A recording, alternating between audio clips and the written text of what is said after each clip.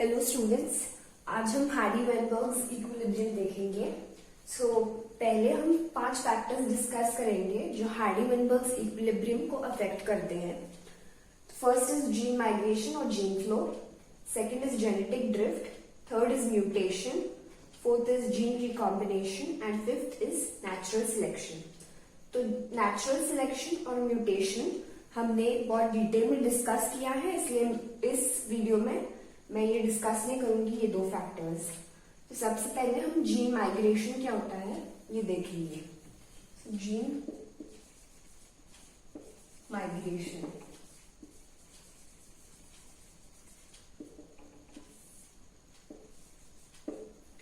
Consider करो कि ये एक कंट्री है, country A.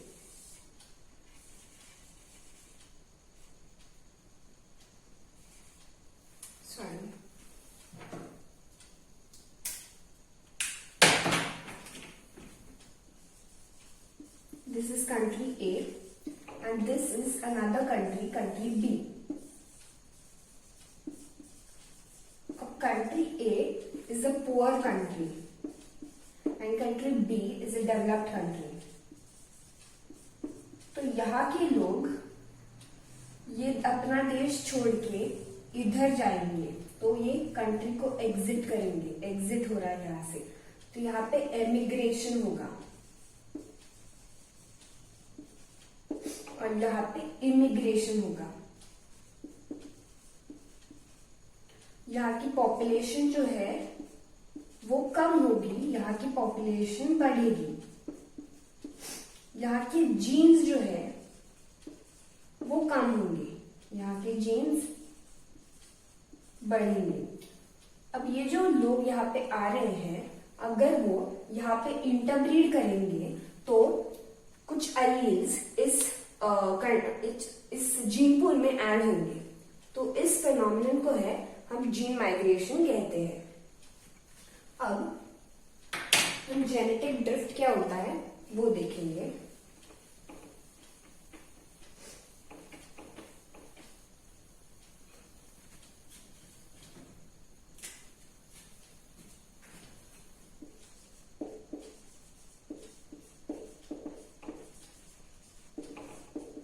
Genetic drift is alteration in allele frequency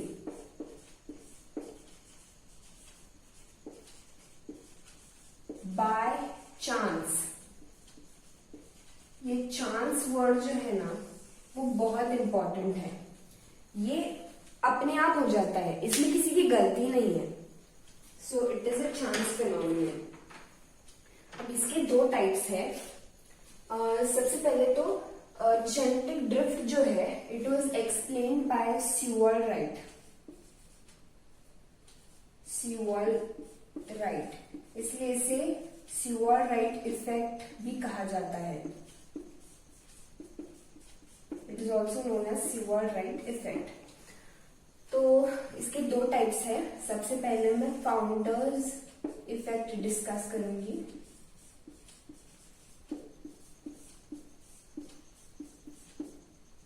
founders effect में होता क्या है, एक एग्जांपल लेती हूँ। सपोज ये है कंट्री, ये कंट्री है ए, अगेन कंट्री ए, और यहाँ के जो लोग हैं, कुछ ग्रुप ऑफ पीपल अपनी कंट्री छोड़ के ऐसे ही छुट्टी मनाने के लिए एक छोटे से आइलैंड पे जाते हैं।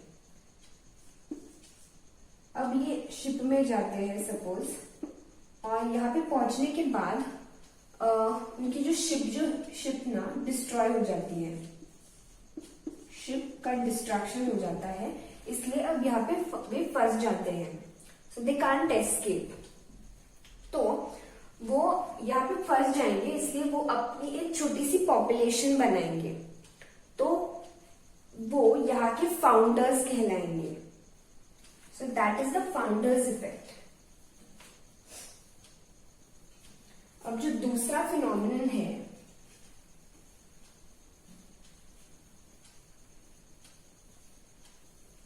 तो फाउंडर्स इफेक्ट में माइग्रेशन हुआ था, and the second one is bottleneck phenomenon.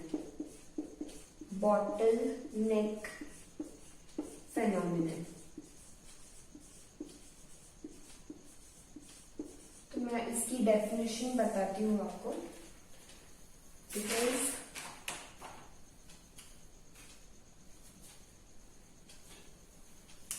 when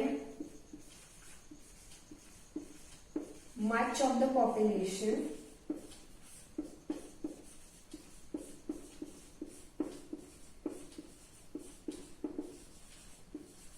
gets killed by a natural disaster, ये बहुत इंपॉर्टेंट है, ये नेचुरल डिजास्टर की वजह से होता है. When much of the population gets killed by natural disaster and only a few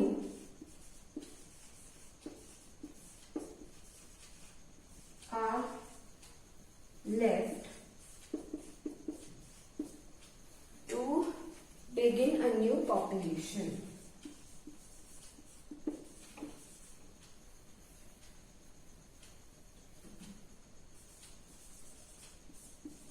ये एनसीईआरटी में नहीं दिया है, पर इस पे क्वेश्चंस आए हैं, इसलिए मैं ये ले रही हूँ. So this is the bottleneck phenomenon when much of the population gets killed by a natural disaster and only a few, मतलब कुछ ही एनिमल्स बचते हैं and they form a new population. यहाँ पे मैं एक एग्जाम्पल लेती हूँ. सपोज एक फॉरेस्ट है, जंगल है, इसमें दो तरह के स्पीशीज है टाइगर्स के, species A and species B tigers की. अब उस फॉरेस्ट में आग लग जाती है, इसलिए बहुत सारे जो टाइगर्स हैं, टाइगर ए, सब टाइगर स्पीशीज ए टाइगर्स की, वो खत्म हो जाते हैं, मर जाते हैं. तो सिर्फ कुछ ही टाइगर्स बचेंगे and they will form a new population. तो वो एक नई पॉपुलेशन बनाएंगे. इसको बॉटलनेक फिनोमिनन कहा जाता है. अब ये था जीन माइग्रेशन और जीन फ्लो, हमने पहले डिस्कस किया. ये genetic drift, it is also known as Sewall Wright effect. अब म्यूटेशन तो हमने पिछले वीडियो में डिस्कस किया है अच्छे से. जीन रिकॉम्बिनेशन ये क्रॉसिंग ओवर के वक्त होता है, मतलब this occurs in crossing over in meiosis.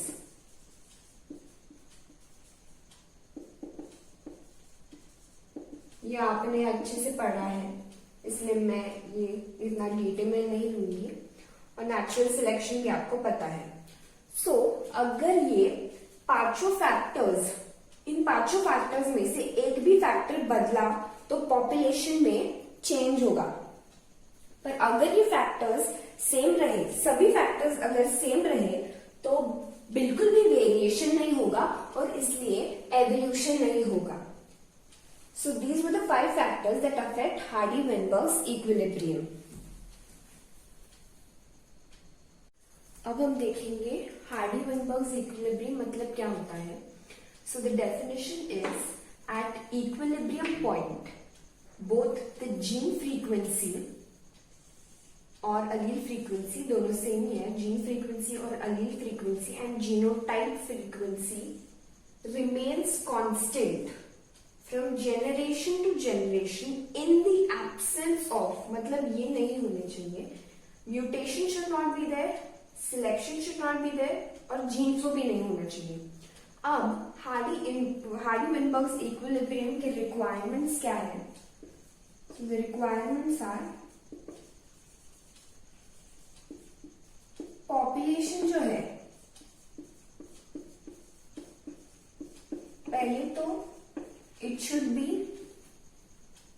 A large population. Second, population में रैंडम मेटिंग होना चाहिए, मतलब सिलेक्टिव मेटिंग नहीं होना चाहिए. और थर्ड जो है वो है, the population should be sexually reproducing.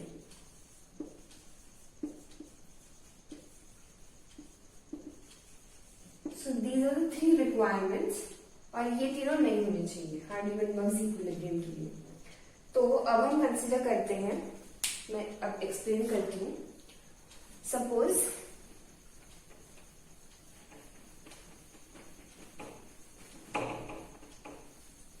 ये दो अलील्स हैं, capital A and small A are the alleles. ये जो है ये डोमिनेंट अलील है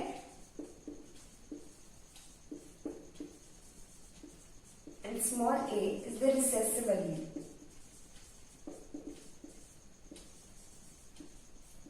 तो हार्डी-वेनबर्ग्स इक्विलिब्रियम कहता है कि P plus Q is equal to 1, जहां पे allele frequency should remain constant. अब यहाँ पे P क्या है? P is the frequency of dominant allele. Dominant allele क्या है? It is capital A. और Q जो है वो है frequency of recessive Aleel.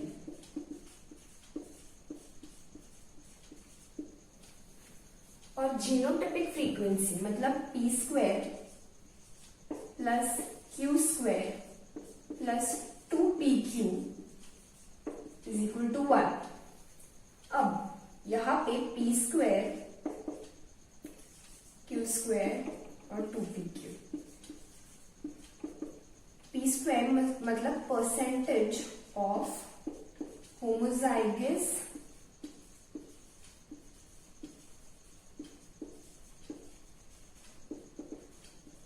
Dominant, percentage of homozygous recessive,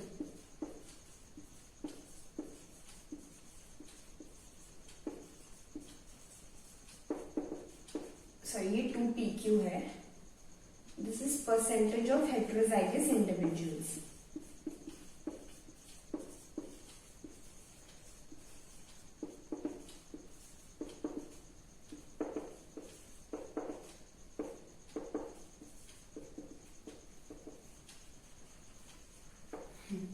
तो ये सबसे इंपॉर्टेंट फॉर्मूला है, इस पे प्रॉब्लम्स भी आते हैं जो मैं बाद में लूंगी। So P square is the percentage of homozygous dominant individuals, Q square is percentage of homozygous recessive individuals और 2pq is the percentage of heterozygous individuals। और 1 क्या है? 1 is the total sum of allelic frequency। मतलब अगर ये 1 होगा तो evolution नहीं हो रहा है, पर अगर ये 1 नहीं रहा that means evolution is happening. If it is not 1, if not equal to 1, evolution is happening और वो इक्विलिब्रियम में नहीं है, नॉट इन इक्विलिब्रियम।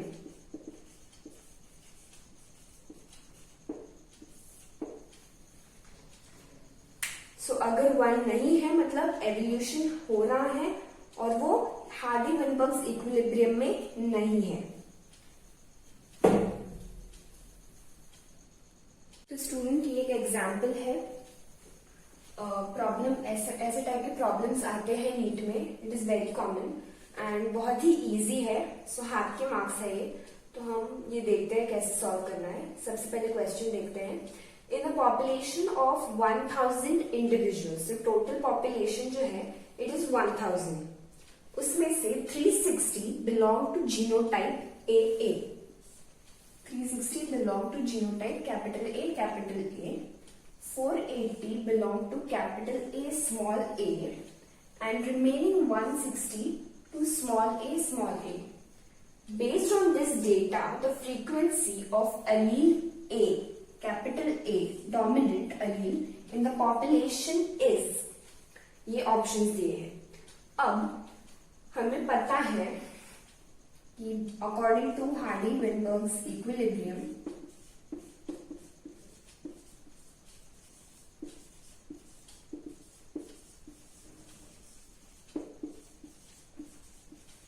हमें पता है P square plus Q square plus 2pq is equal to 1। अब p मतलब p is the p square is the percentage of homozygous dominant individuals, मतलब 360, यहाँ पे a capital A, so p square is 360 out of 1000। q square मतलब percentage of homozygous recessive individuals, ये recessive है, so q square is 160 by 1000 और 2pq आएगा capital A small ए मतलब 480। अब इसकी तो हमें जरूरत नहीं है क्योंकि हमें सिर्फ p ढूंढना है, अलील डोमिनेंट अलील मतलब p ढूंढना है, हमें इसकी जरूरत नहीं है, बट मैंने सिर्फ लिख दिया है आपके समझने के लिए। तो p स्क्वायर इज 360 by 100, ये आएगा 0.36। अब इसका स्क्वायर रूट निकालोगे तो आएगा 0.6। तो यही हमें पूछा था, frequency of dominant allele, so that is p is equal to 0.6। So this is the right answer. अगर हमें पूछा होता उन्होंने what is the frequency of allele small a मतलब रिसेसिव अलील का फ्रीक्वेंसी क्या है, तो ये रहेगा 0.16, तो Q आएगा 0.4। अब दूसरा फॉर्मूला जो था हार्डी-वेनबर्ग इक्विलिब्रियम का, वो था P plus Q is equal to 1। तो allele frequency should remain constant. तो अगर हम इसमें ये वैल्यू सब्स्टिट्यूट करें 0.6 प्लस 0.4 तो आता है 1। So this was an example. ऐसे एग्जाम्पल्स बहुत कॉमन है नीट में। तो स्टूडेंट्स अब हम कुछ ग्राफ्स देखेंगे हार्डी-वेनबर्ग इक्विलिब्रियम के। तो अगर मैं हाइट को एक फैक्टर कंसिडर करूं, suppose height is a factor, और इसमें 3 वेरिएंट्स आएंगे, short height, medium height and tall height. तो अगर मैं ग्राफ प्लॉट करूं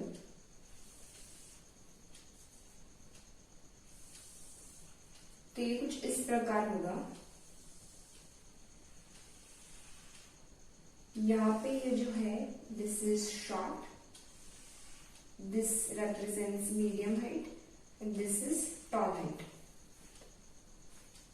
अब अगर नेचर कहता है कि मुझे सिर्फ शॉर्ट हाइट और टॉल हाइट वाले लोग चाहिए, आई डोंट वांट मीडियम, तो ये ग्राफ इस तरह मॉडिफाई होगा, मतलब सिर्फ एक्सट्रीम्स चाहिए, बीच में का पोर्शन नहीं चाहिए, तो ऐसे होगा graph. This is short, this is tall, और बीच में का मीडियम का पोर्शन गायब हो गया। तो इससे हम कहते हैं, जहां पे सिर्फ एक्सट्रीम्स सिलेक्ट होते हैं, दोनों एक्सट्रीम सिलेक्ट होते हैं, इसे कहते हैं डिसरप्टिव सिलेक्शन। ये जो है दिस इज डिसरप्टिव सिलेक्शन। अब अगर नेचर कहता है कि मुझे सिर्फ बीच में का पोर्शन चाहिए, मतलब सिर्फ मीडियम हाइट वाले लोग चाहिए, तो ये ग्राफ इस प्रकार होगा।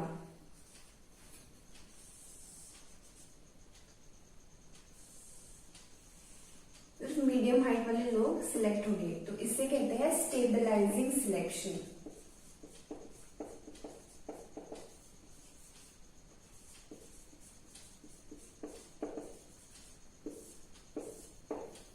अब अगर नेचर कहता है कि मुझे सिर्फ शॉर्ट ही चाहिए या सिर्फ टॉल ही चाहिए, मतलब आइदर ऑफ द एक्सट्रीम्स, तो ग्राफ इस तरह होगा।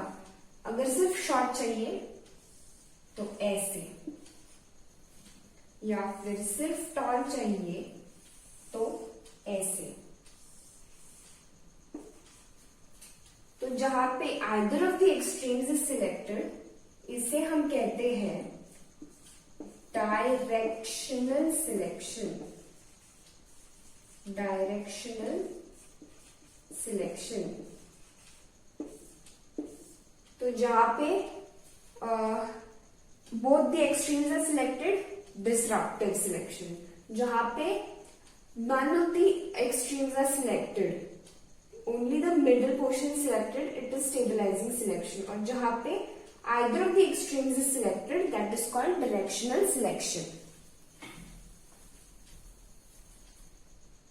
तो स्टूडेंट्स, अब हम कुछ ऐसे टॉपिक्स डिस्कस करेंगे जो नीट में नहीं है, देयर आउट ऑफ एनसीईआरटी, पर इन पर क्वेश्चंस आए हैं प्रीवियस ईयर्स में। तो first is isolation. Isolation is preventing interbreeding groups from mating by physical and biotic barriers। इसका एक्सप्लेनेशन देखते हैं। इसके दो टाइप्स हैं। First is geographical isolation।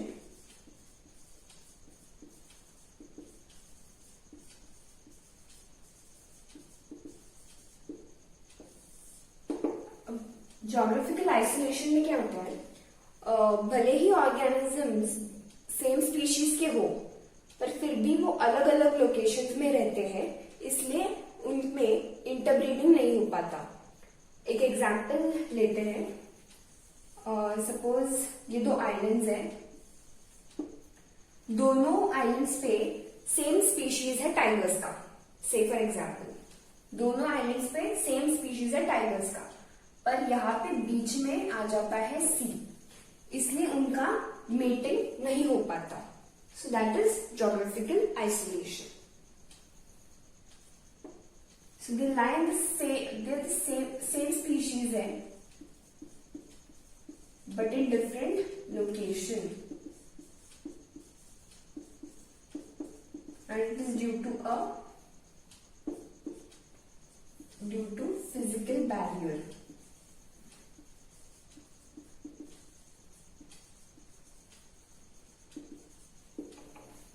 अब हम देखते हैं रिप्रोडक्टिव आइसोलेशन।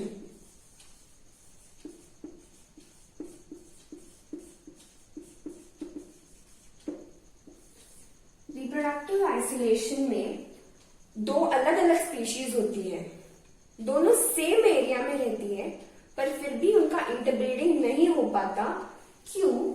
क्योंकि इसके अलग अलग रीजंस हैं। अब पहला है सपोज सीजनल लेते हैं पहले। सीजनल में क्या होता है, दोनों स्पीशीज के मेटिंग सीजन्स जो है वो अलग अलग है। So there are different mating seasons.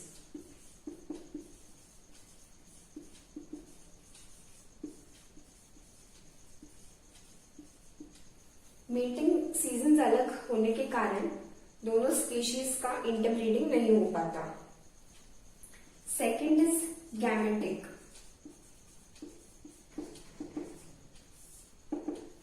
अब दो अलग अलग स्पीशीज है और दोनों के जो गैमेट्स है वो अलग अलग है, मतलब दे आर इनकम्पैटिबल गैमेट्स।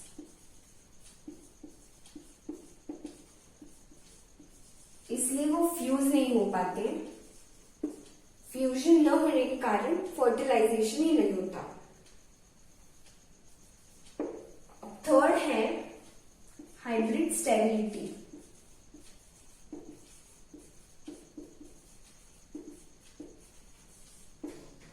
अब सपोज मेल हॉर्स और female doggy and female horse and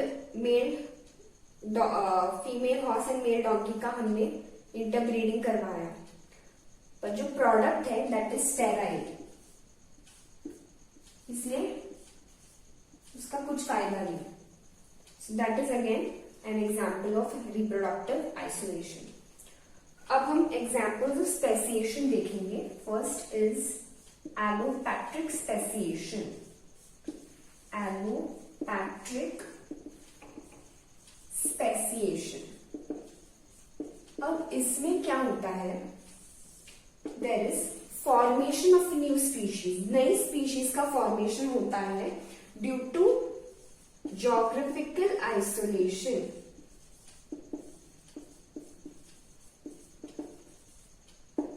अब ये ड्यू टू geographical isolation, अब ये कैसे होता है? तो एग्जाम्पल सेम है अडेप्टिव रेडिएशन के। इसमें माइग्रेशन होता है इंडिविजुअल्स का, माइग्रेशन ऑफ इंडिविजुअल्स अकर्स, और इसलिए वहां पे जाने के बाद नई स्पीशीज का फॉर्मेशन हो जाता है। जैसे कि हमने देखा ऑस्ट्रेलियन मार्सुपियल्स। अब जो मार्सुपियल्स थे मेनलैंड पे, वो सेपरेट होकर गए और ऑस्ट्रेलिया पहुंच गए। अब वहां पे उन्होंने एक नई स्पीशीज बनाई। And another example is Darwin's finches.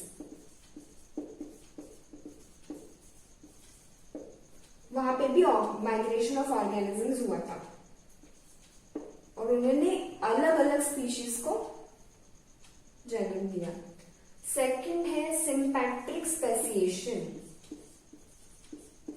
Sympatric speciation.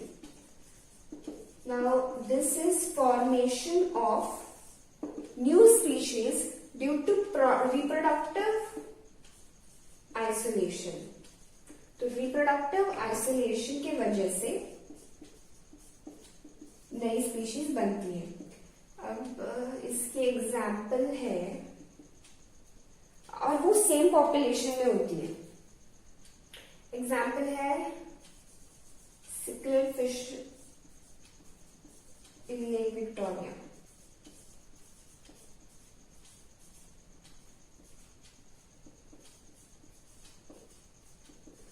अब यहाँ पे म्यूटेशन भी कंट्रीब्यूट कर सकता है। Even mutation can contribute.